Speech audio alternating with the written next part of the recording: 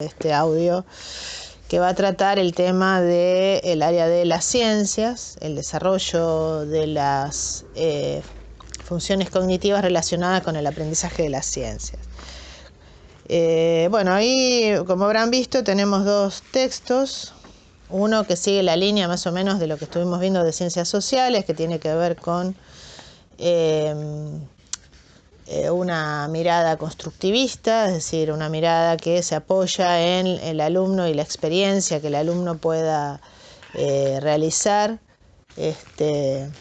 en función de sus hipótesis y de sus adaptaciones para lograr respuestas cada vez más equilibradas.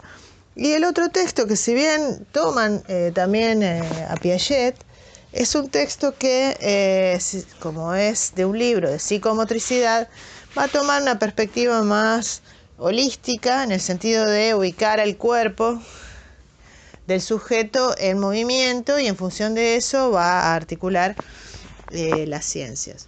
Entonces, el capítulo de Schaffer y Kipp, que habla de las ciencias, de Rigal, perdón, la tengo con Schaffer y Kipp, de Robert Rigal,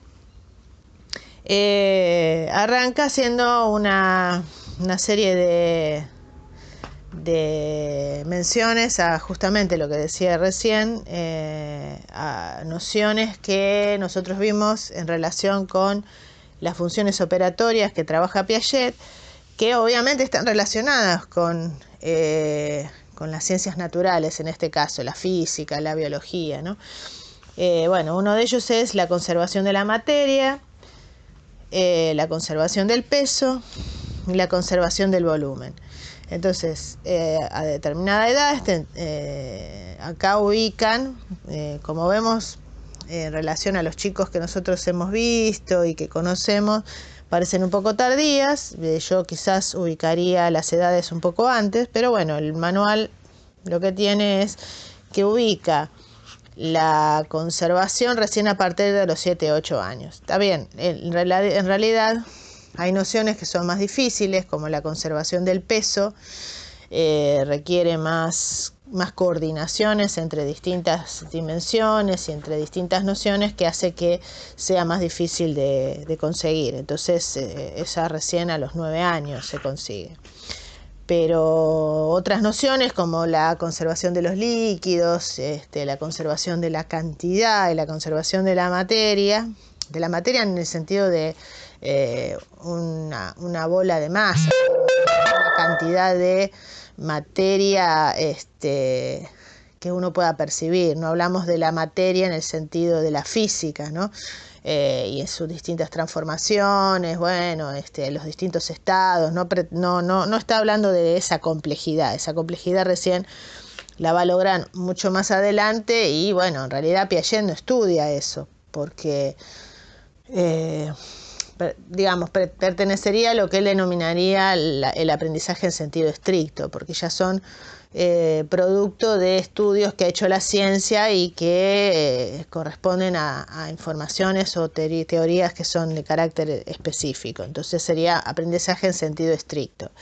Pero otros autores, que bueno, nosotros acá tenemos el de Mario Carretero, hay otros autores también que trabajan con todo lo que es las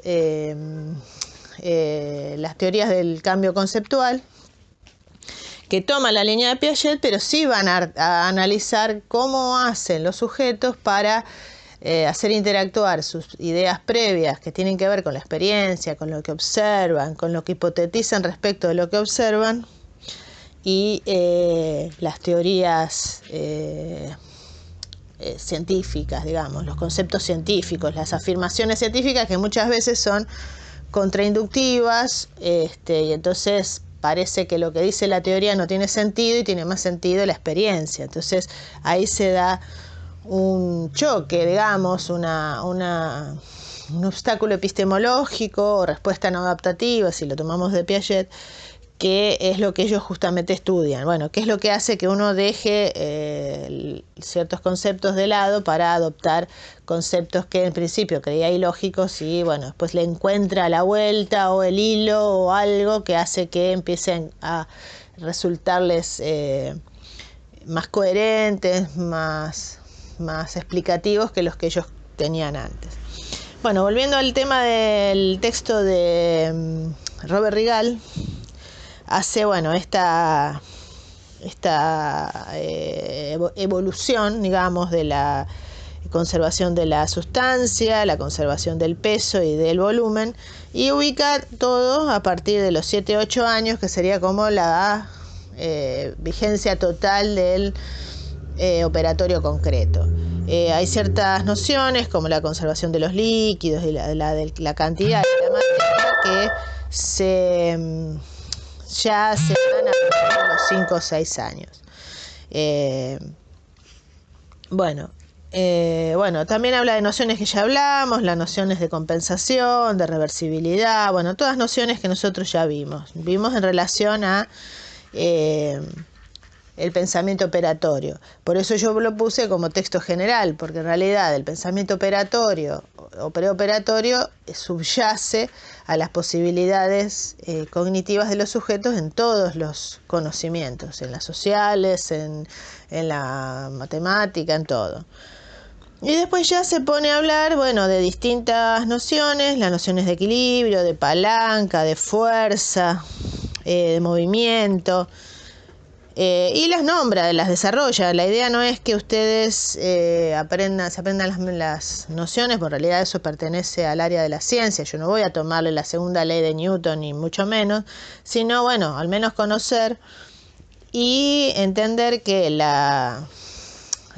enfoque que tiene este texto es un enfoque psicomotriz, donde la idea de movimiento, fuerza, equilibrio, palanca están en relación al movimiento en principio del cuerpo y del cuerpo en relación a otros objetos. Es decir, cuando nosotros nos movemos, andamos en bicicleta, jugamos a la pelota, le damos un determinado efecto a la pelota cuando la pateamos, o un determinado efecto a la pelotita de tenis con la raqueta y todo eso, todas esas acciones que nosotros hacemos de manera motriz implican un conocimiento muchas veces no meditado, y en otros casos sí. A ver, si lo pensamos de Piaget, sería aconsciente.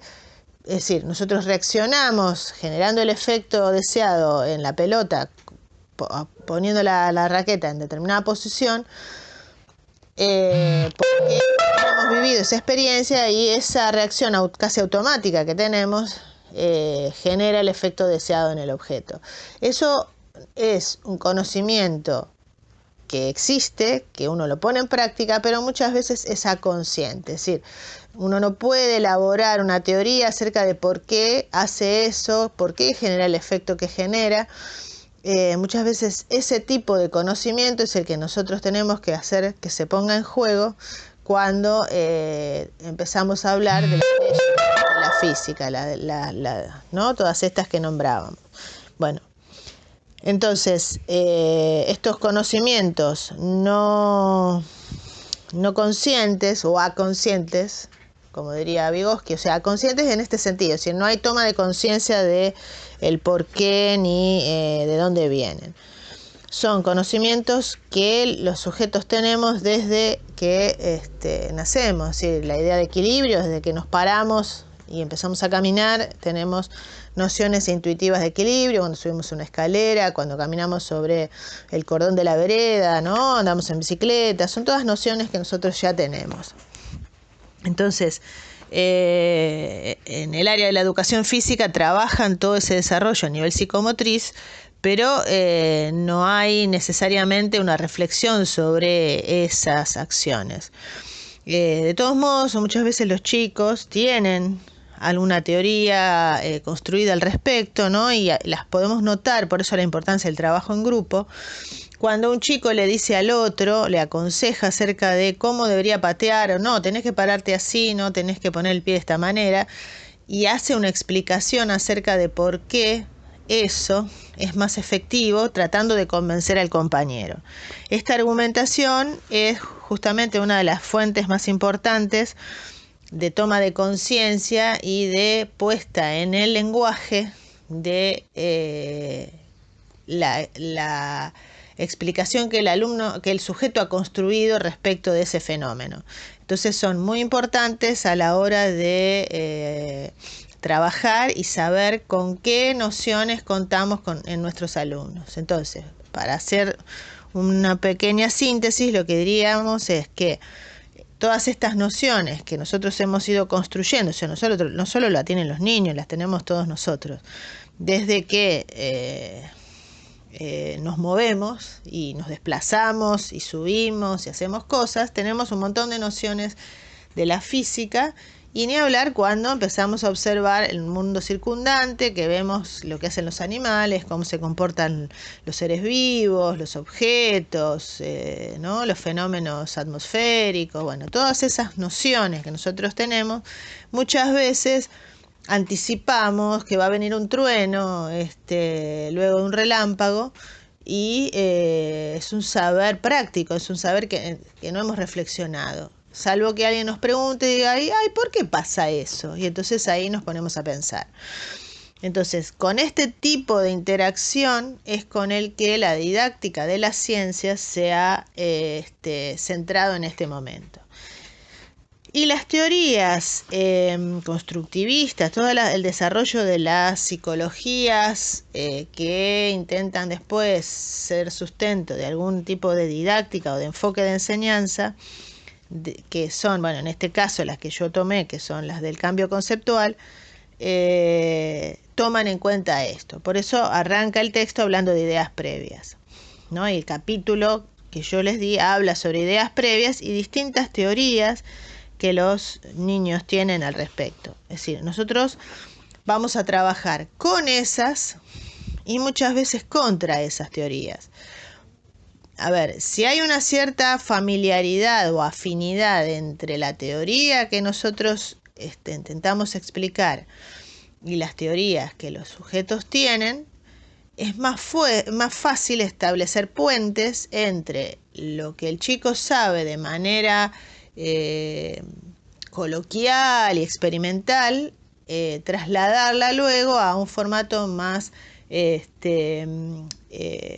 formal y más científico con el lenguaje académico, que aquellas que hay una contradicción muy grande entre lo que el sujeto supone de acuerdo a su experiencia y lo que nosotros queremos exponer en función de lo que las teorías han construido. Entonces, bueno, ahí caracterizan las ideas previas, ¿no? Bueno, habla justamente de esta cuestión, ¿no? De que son muchas veces contrarias, ¿no? Las ideas previas a las teorías. Y además el sujeto no es que queda pasivamente frente a las teorías que escucha, que provienen de una autoridad. Si a uno le genera un conflicto cognitivo, porque el que lo está diciendo es una autoridad y entonces debe ser cierto lo que está diciendo, pero uno no lo puede conectar, no lo puede articular con las experiencias vividas y las teorías que se tienen. Entonces muchas veces se generan estas soluciones de compromiso donde, bueno, se tratan de integrar dos teorías para hacerlas más amigables a la idea previa, pero que a su vez integre lo que el docente o la autoridad de la que se trate le está tratando de expresar. Por eso la importancia de hacer experiencias, crear modelos digamos perceptivos o modelos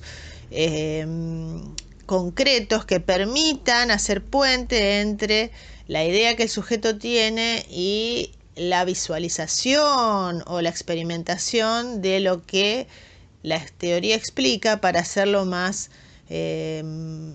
amigable. Amigable es una manera de decir, digo, más lógico para el sujeto, porque en definitiva se trata de que no sea algo que para la persona resulte absurdo. Si a uno le dicen algo que le parece totalmente absurdo, uno le va a decir que sí y va a seguir pensando lo que pensaba antes. Es decir, uno cuando pone a hervir el agua y hierve con todo y vemos el movimiento cada vez más rápido del agua, tenemos la ilusión de que la comida se cocina más rápido, pero o sea, todos sabemos que más de 100 grados no eleva la temperatura del agua. Es decir, que el agua de la cocción va a tener siempre 100 grados. Lo que va a tener más es lo que se está evaporando, que no forma parte de la cocción. Entonces, en realidad, lo que hacemos es corroborar de manera errónea la idea de que se está cocinando más rápido porque se mueve más rápido el agua. Bueno, ahí tenemos varios ejemplos, ¿no? Las teorías acerca de los terraplanistas. Esto creo que lo hablamos la vez pasada, ¿no?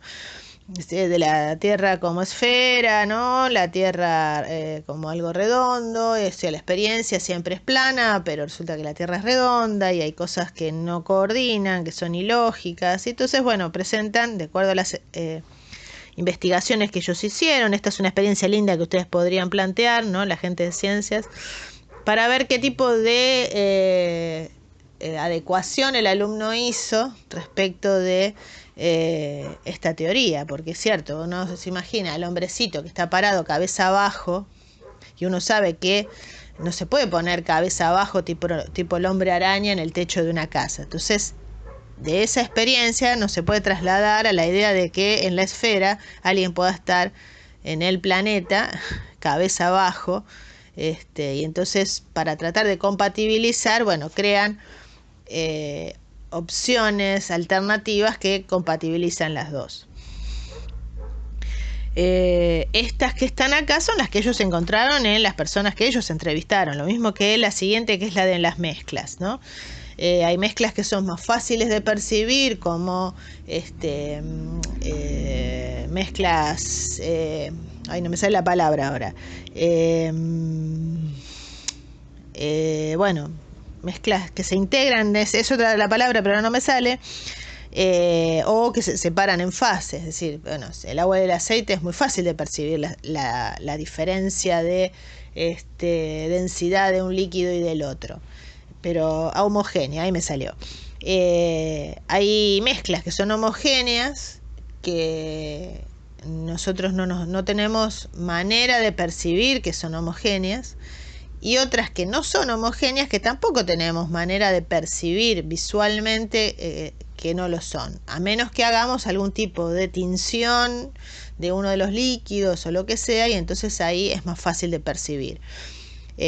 A lo largo de los procesos de investigación, probablemente estos pasos han seguido los investigadores hasta que llegaron a poder determinar, bueno, a través de distintos métodos que quedaron después como métodos de comprobación de la densidad de determinados líquidos, y ver cómo se separan en fases por su diferencia de densidad.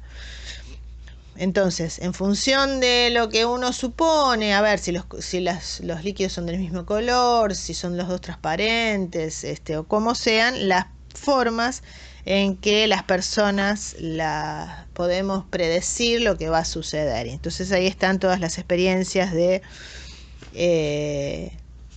mezclas de líquidos, ¿no? Bueno, vuelvo a repetir, esas son las que ellos han encontrado en sus investigaciones. Entonces, las teorías pueden variar, porque seguramente cuando ustedes se entrevistan se van a encontrar quizás con otro tipo de respuesta. Bueno, y después dan todas las características, ¿no? Dice que son específicas de dominio y con frecuencia dependen de la tarea realizada para identificarlas. Esto me refería, cuando habla de dominio, a la cuestión de, bueno, si yo presento dos líquidos de distinto color, que es fácil de percibir la diferencia, entonces, bueno, en ese dominio el chico o la persona puede claramente darse cuenta de la diferencia de densidad. Pero en otra situación, esa misma mezcla, esa misma situación es concebida de otra forma, porque los elementos que están integrándose, de la manera en que uno los interpreta, da como resultado otro tipo de respuesta. Entonces, por eso dice que depende de la tarea utilizada para identificarlas. Por eso la importancia de cómo diseña el docente la situación experimental para lograr determinado efecto. Dice, la mayoría de estas ideas no son fáciles de identificar porque forman parte del conocimiento implícito del sujeto. Esto es lo que decía hace un rato de ese conocimiento aconsciente. Es decir, el sujeto ni siquiera él sabe que las tiene. Es decir, uno opera respecto de un supuesto, ¿no? De cómo se va a comportar un objeto. Bueno, el ejemplo que daba de la raqueta.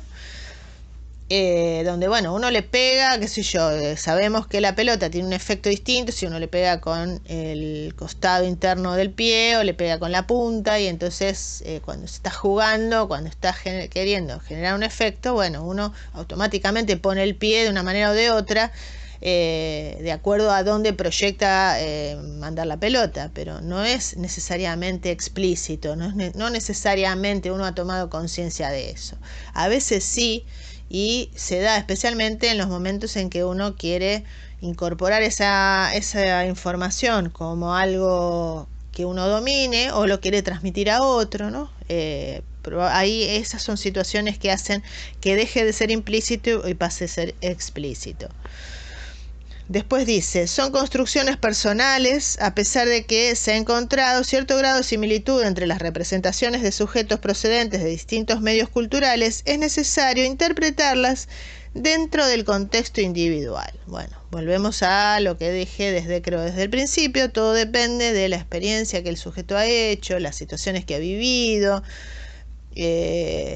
Bueno, en este caso se ha hecho experiencias con la física, con el equilibrio, con la palanca, así con todos los conceptos que tiene. Entonces son teorías de él. Si bien hay ciertos nudos que se pueden asemejar por la etapa en la que están y a ver, el tipo de efecto aparente que tiene, no sé, una determinada mezcla tiende a hacer que todos respondamos frente a eso que observamos de una manera semejante, pero eso no quiere decir necesariamente que sea algo que podamos generalizar. En realidad siempre hay que relacionarlo con la experiencia individual del sujeto.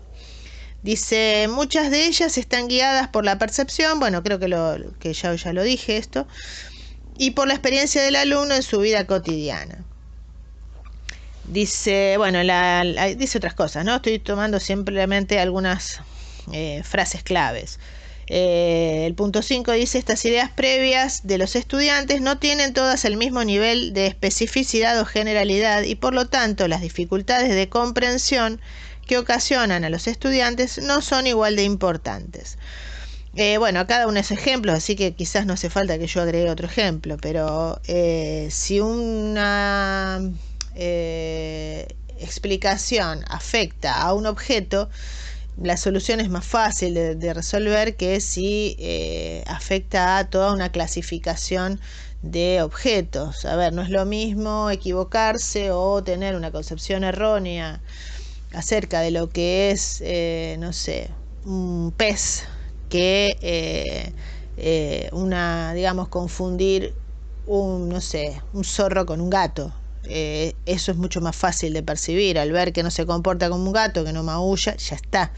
Entonces inmediatamente separamos ese objeto y toda la clase de los objetos semejantes a ese, en este caso zorro, o bueno, dije zorro por decir, o confundirla con un perro. Creo que hubo un caso de una gente que levantó un zorrito creyendo que era un perro. Y bueno, y resulta que cuando fueron a la veterinaria se encontraron con la sorpresa. Entonces, bueno, en este caso ese animal y otros como ese, bueno, ya forman parte de una categoría nueva y esa no es una solución tan difícil. Pero si ya afecta a un grado de generalidad mayor y además hay subclases dentro de esa clase, esto es algo que ya ha estudiado Ausubel, ¿no? Es mucho más complejo de resolver. Esto es importante a la hora de, bueno, pensar en el tiempo que le lleva al alumno tomar conciencia, modificar y después no solo modificar a nivel mental, sino después poder expresar esa modificación que hizo, ¿no? Esto es mucho más difícil. Por eso mismo en el punto 6 dice que estas ideas son resistentes y consecuentemente difíciles de modificar. Esto también es relativo, esto ya lo estudió la Gestalt desde, bueno, acá las fechas que figuran de los autores son todos del 1990 y pico en adelante, pero ya la Gestalt creo que por los años 40 o 50 ya se daban cuenta que ciertas, ellos lo llaman fijeza funcional, ciertas construcciones respecto de lo que percibían eran resistentes, y que la manera de modificar, ellos, la vía para modificar era la insight, es decir, de hacer insight y cambiar, era que uno justamente encontrara alguna vía de comunicación entre la idea que explica, aunque sea más o menos o mal, a una idea que no le explica nada. Es decir, si uno no encuentra esas vías de conexión, es probable que haya resistencia y quedan ahí, como dice acá, trincheradas, y uno se las vuelve a encontrar y dice, pero ¿cómo? ¿No pasamos ya por esto? ¿No hablamos de esto? Y ya lo había cambiado y resulta que vuelve a responder desde el mismo lugar. También hay una cuestión del tiempo que uno utiliza un determinado argumento y que le fue eficaz, y entonces todo ese universo de experiencias, esto también lo detectan en todas las investigaciones de didáctica de la matemática, ¿no? Cuando uno ha resuelto muchas situaciones con un determinado concepto o estrategia, todas esas experiencias nos llevan nuevamente a volverla a utilizar, aunque nos demos cuenta de que, no, bueno, es cierto que esta era de la clase de la que había que rechazar, y no es como que uno tiene que ir sacando esos argumentos progresivamente, entonces por eso da esta sensación de que queda trincherado. Dice, bueno, que tienen un grado de coherencia y validez y solidez variable, es decir, a ver, a veces nosotros tenemos los conceptos, bueno, como rejuntados sin armar una teoría coherente, es decir, con ciertas incoherencias, bueno, es lo que hablábamos la otra vez en ciencias sociales para la polifasia, ¿no? La polifasia implica la tolerancia a una incoherencia.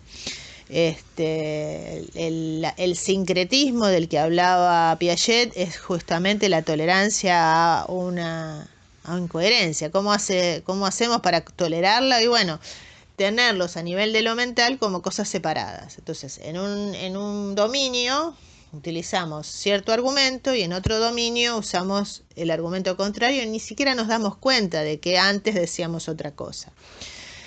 Entonces, bueno, cuando hay este tipo de fenómenos es más difícil de modificar.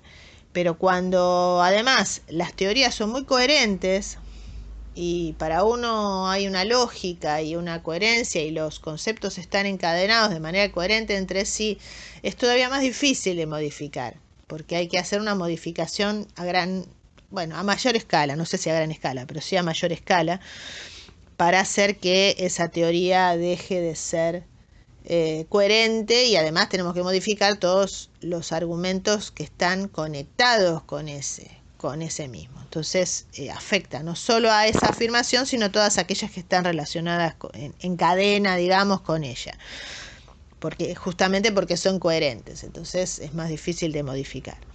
De todos modos, a ver, lo que genera el pasaje de una idea previa, digamos, errónea, a una idea nueva, más sólida o teórica o, bueno, avalada por la ciencia, tampoco hay mucho acuerdo. Al final del capítulo tienen toda una ¿cómo es que se dice? Una recopilación de varias teorías que dicen que en qué consiste para ellos el cambio conceptual, y van a ver que no hay hay semejanza, pero hasta ahí. Después cada teoría tiene una concepción de lo que implica el cambio conceptual diferente. Bueno, después da una serie de ejemplos, ¿no? Están buenos esos ejemplos que les dan para pensar las situaciones de entrevista, ¿no? Para indagar las ideas previas.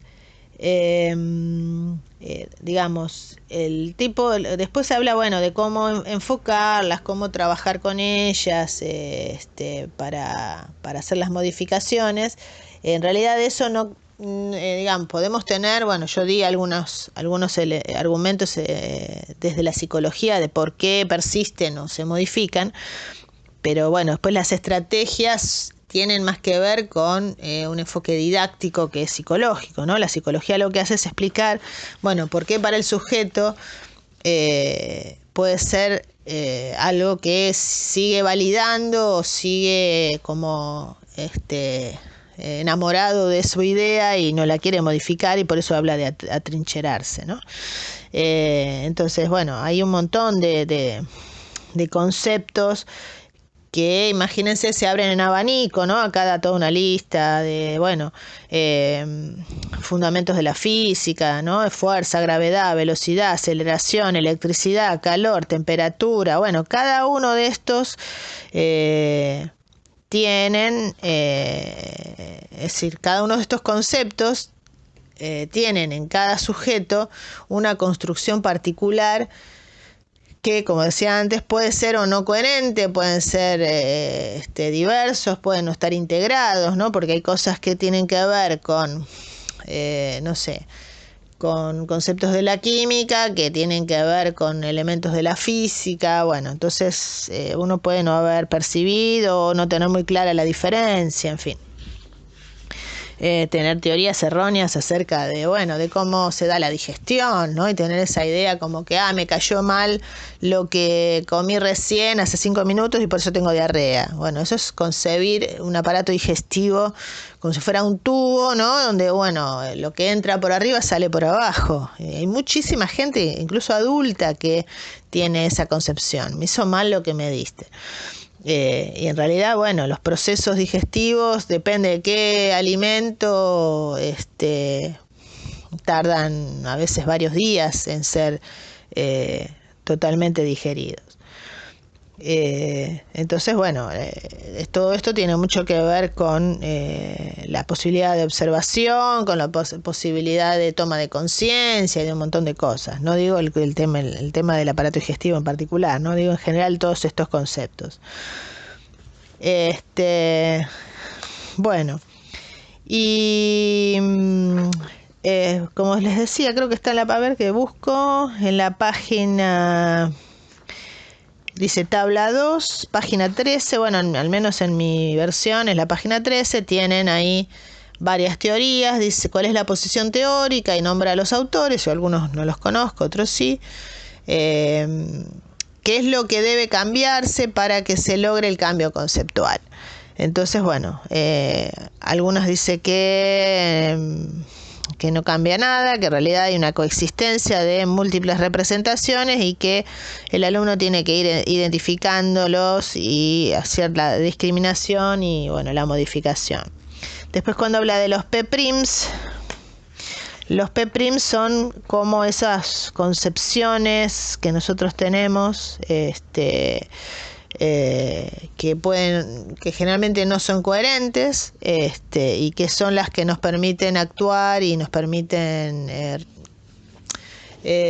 concebir posibilidades de efectos, ¿no? Frente a un fenómeno, y que, bueno, justamente esos P-prims son los que hay que modificar. No desarrolla igual mucho cada una de las teorías, son un par de frases, o sea que no es que tampoco explique muchas. Algunas son más conocidas que otras, algunas las toma el diseño curricular y otras no. Bueno, la teoría marco, modelos mentales, que son las de Bosniadú, dice que, bueno, lo que hay que hacer es cambiar una teoría por otra, como si fuera tan sencillo, ¿no? Después otro habla de la reestructuración radical o débil. Esto ya lo habíamos hablado, creo que cuando hablamos de Piaget, cuando hablábamos de si afecta solo un sector de las construcciones o afecta en general toda una teoría, ¿no? Lo que decía recién respecto de, bueno, si es un animal el que hay que, bueno, buscar una clasificación nueva, o afecta a toda la denominación de lo que es ser un pez, qué sé yo. Bueno, ahí hay una serie bueno, una explicación, una descripción muy breve de cada una de ellas, en qué consisten, pero en definitiva no llegan a ver del todo una coincidencia respecto de en qué consiste el cambio conceptual. Bueno, y después hay una tabla que habla de las distintas posibles respuestas, serían las famosas respuestas no adaptativas de Piaget, que hacen que la persona siga atrincherado en su teoría y no la modifique. Entonces dice, por ejemplo, una es ignorarlo. Yo me acuerdo que Piaget las nombraba como alfa, beta, gamma, lo que nunca me aprendí, o sea, cuál era la alfa, cuál era la beta, pero él hablaba de esto, es decir, él hablaba de que uno las ignora o bueno, coexisten, la toma como una excepción. Piaget ya había hablado de esto. Lo que toma acá Carretero es, dice, existen 7 tipos de respuesta para la representación de datos contradictorios.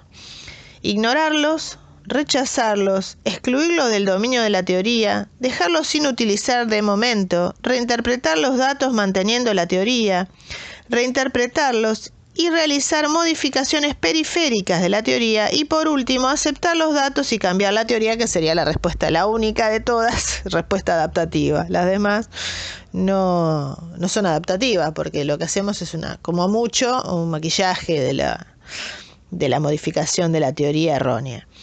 Entonces después dice, ¿qué factores son los que influyen para que una modificación se produzca, ¿no? Que haya una respuesta nueva?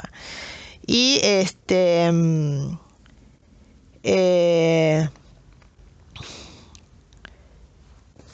la respuesta de esto no queda muy clara, no está, o sea, no hay acuerdo respecto de qué es lo que hay que hacer. Es decir, ¿qué cosas influyen? Bueno, lo que yo les decía, la posibilidad de percibir la conexión con la idea nueva, que uno empiece a encontrar un hilo lógico que le permita incorporar la idea nueva. Bueno, y acá tiene una tabla 3, dice factores que influyen en cómo se responde a la presentación de los datos anómalos, ¿no? Suponiendo que, bueno, otro elemento que creo que no nombré es la necesidad de experimentar o de tener algún modelo que represente la nueva teoría. Entonces uno, a través de esa experiencia, esa observación o ese modelo que uno puede haber creado como docente para que el alumno lo vea y vea el modelo atómico, que es imposible de ver, o que vea lo que hablábamos la otra vez respecto de la rotación, la traslación, las estaciones, ¿no? Todas estas cosas, ese modelo que uno puede observar a través de, bueno, un programa o alguna modelo generado en clase, ¿no? En forma de maqueta o en 3D no sé, en una aplicación para el celular o en alguna aplicación que se ve en alguna página de internet. Eso ayuda porque uno empieza a encontrarle lógica y empieza a encontrar puentes para poder aceptar e incorporar esa teoría nueva. Pero bueno, el listado que pone acá es características del conocimiento previo, dice arraigo de la teoría previa, creencias ontológicas, presupuestos epistemológicos sobre la ciencia, conocimiento científico general. Características de la teoría nueva, accesibilidad a una teoría alternativa plausible, esto es lo que decía yo recién. Calidad de la teoría alternativa, bueno, si puedo establecer puentes, si es muy confusa, si es muy abstracta, bueno, las características que tiene influyen mucho. Características de los datos anómalos, si son creíbles, si son ambiguos, si son múltiples, todo eso influye. Y después las estrategias de procesamiento. Algunas necesitan un procesamiento superficial y otras necesitan un procesamiento más profundo. Bueno, como ven, hay ciertos vocabularios que se van un poquito de lo que es la teoría piagetiana y se centran más en una teoría de procesamiento de la información, es decir, una teoría más cognitivista. Es decir, que hay como varios... las teorías cognitivistas en general están más asociadas a Ausubel, a Brunner, ¿no? que han tomado han hecho una reconstrucción mucho más mediada de la teoría, las teorías un poco más mecanicistas que tenían originalmente los modelos cognitivistas. Así que bueno, básicamente en eso consiste los dos textos que se trabajan. Tienen varias experiencias ahí, sería muy interesante que pudieran tomar alguno y ver qué es lo que contestan los chicos que ustedes entrevistan, siempre considerando que se plantea la situación, se estimula para la respuesta, para que lo intente, para que lo exprese, para que diga por qué. Uno, si quiere, puede decir, ay, pero mira, a mí me parece que, y mostrar una alternativa, a ver qué pasa, ¿no? Para ver si se da o no el cambio conceptual, pero nunca con la intención ni de enseñar ni de corregir, porque nosotros lo que queremos es saber qué piensa y saber si puede modificar la teoría que tiene o no, pero no para corregirlo, sino justamente para detectar esto que dice la teoría. Bueno, si el sujeto encontró una vía de cambio conceptual o no, pero no para de alguna manera que el sujeto se sienta sancionado por la respuesta que dio, sino que está todo bien, gracias, muy interesante lo que dijiste, me dejaste pensando. Siempre la idea es valorizar lo que el otro pensó en esta situación experimental. Después, a nivel de la enseñanza, ya lo verán en la didáctica de las ciencias, cómo se maneja esto, ¿no? Nosotros acá tenemos los fundamentos psicológicos. Bueno, espero que les haya servido y cualquier cosa me consulta.